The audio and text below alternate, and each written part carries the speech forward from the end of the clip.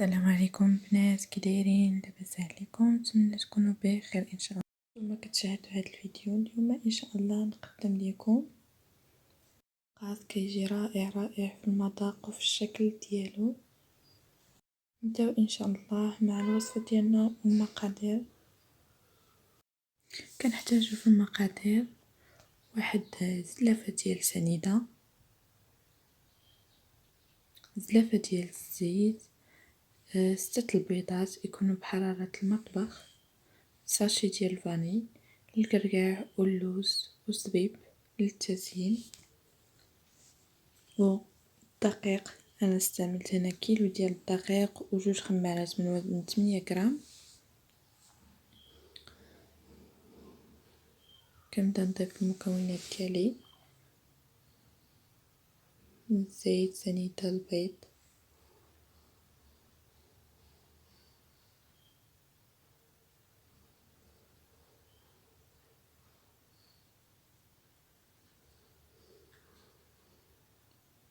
كنضيف جميع المكونات مرة واحدة وكنبدا كنخلط المكونات ديالي حتى كينسجموا ليا مزيان وكتذوب ليا ديك السنيده مزيان على الطريقه هذه.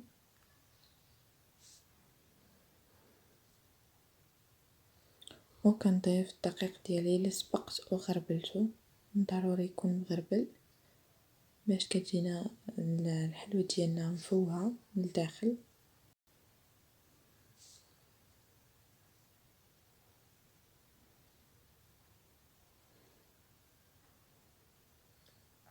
انا كنضيف الدقيق ديالي تدريجيا حتى يتجمع ليا الخليط ديالي على الطريقه.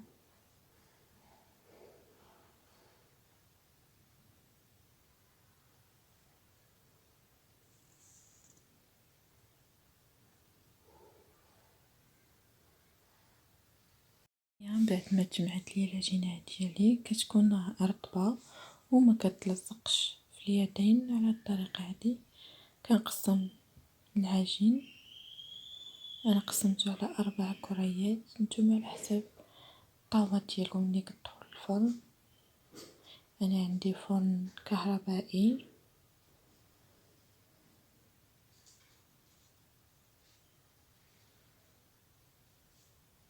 على الطريقه هذه كنشكلهم ونبدا ان شاء الله كنسرح في العجين ديالي.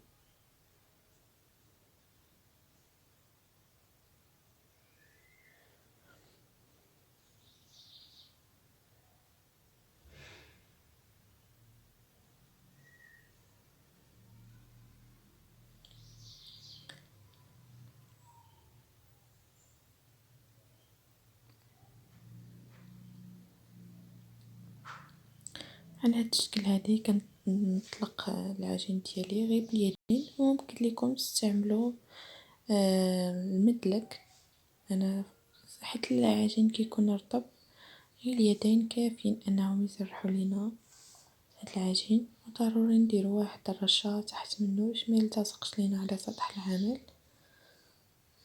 على الطريقه هذه كنحاول نقادو على شكل مربع باش يجيوني الجوانب مقادين على الطريقه هذه كما كتشوفوا.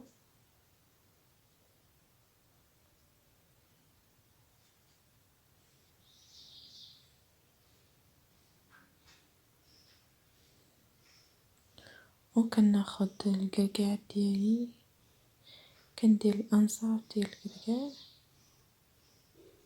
يفضل انكم تاخدوا غير ربع تاع الكركاعه باش يجيكم الشكل ديالها زوين وما يتكسرش لكم الفقاس ديالكم ملي كتكونوا كتقطعوا على الطريقه هذه.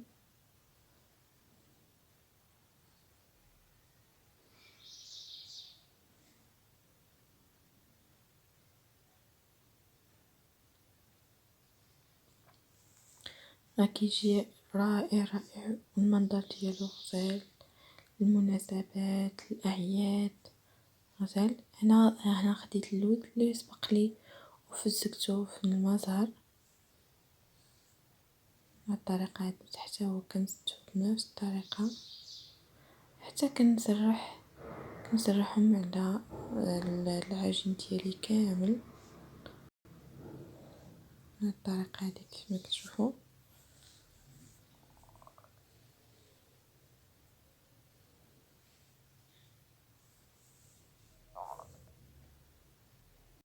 هنا بعد ما سرحت الكركاع ديالي كامل واللوز على الطريقه كيفما كتشوفوا، كناخذ واحد شويه ديال الزبيب، وممكن تستعملوا مشماش مجفف او في الزكسوف شويه ديال الماء حتى رطب مزيان وصفيته وكنستعملو. على الطريقه هذه كنثبت المكونات ديالي على العجين وكنبدا كنلوي بشويه بشويه باش ما يتقطع لياش الفقاس ديالي وبقاش محافظ على الشكل ديالو الجميل. هانتوما كيفما كتشوفوا متخافوش راه ساهل. على الطريقه هذه كنلوي وكنقاد الجوانب باش كيعطيني شكل مزيان. بهاد الطريقه هذه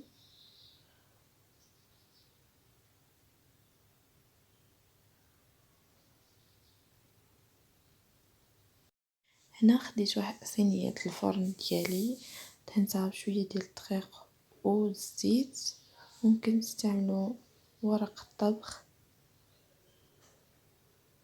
هنا بعد ما كملت الكميه ديالي على الطريقه هذه كما كتشوفوا ناخذ واحد الكيردون هاد وكنثقب الجوانب. هاد المرحله مهمه بزاف باش ينجح معكم الفقاس وما يتفرقعش ليكم من الفوق. على الطريقه هذه كنثقب من الجوانب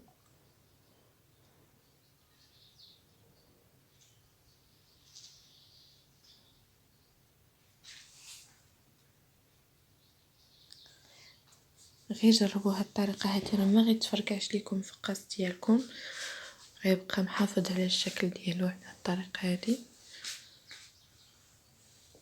وكناخذ واحد البيضه ودعت عليها القليل من الخل والقليل من النسكافيه او قهوه سريعه الذوبان، قليل قليل فقط باش كتهرس لي الريحه ديال البيض. وكندهن الفقاس ديالي كامل من الجوانب، وممكن لكم لو بغيتو اللون يعطيكم لون اغمق ممكن تضيفوا قهوه سريعه الذوبان.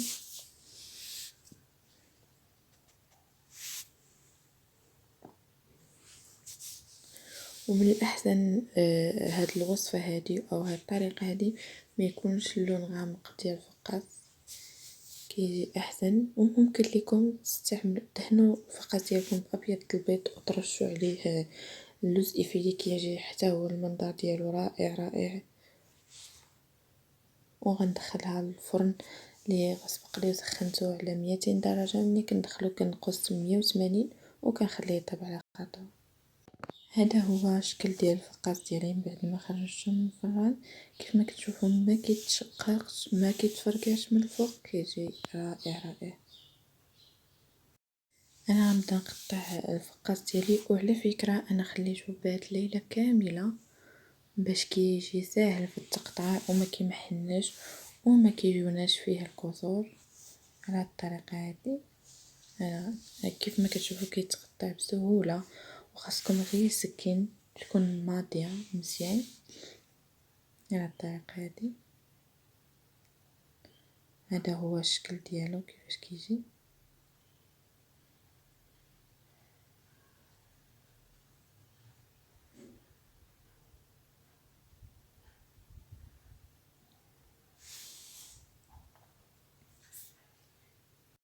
الفقاس ديالي وندخلو الفرن يتحمر على خاطرو. الشكل ديال الفقاس ديالي بعد ما خرجته من الفرن كيجي على هذا الشكل هذا. جربوه الى عجبتكم الوصفه، ما تنسوناش من لايك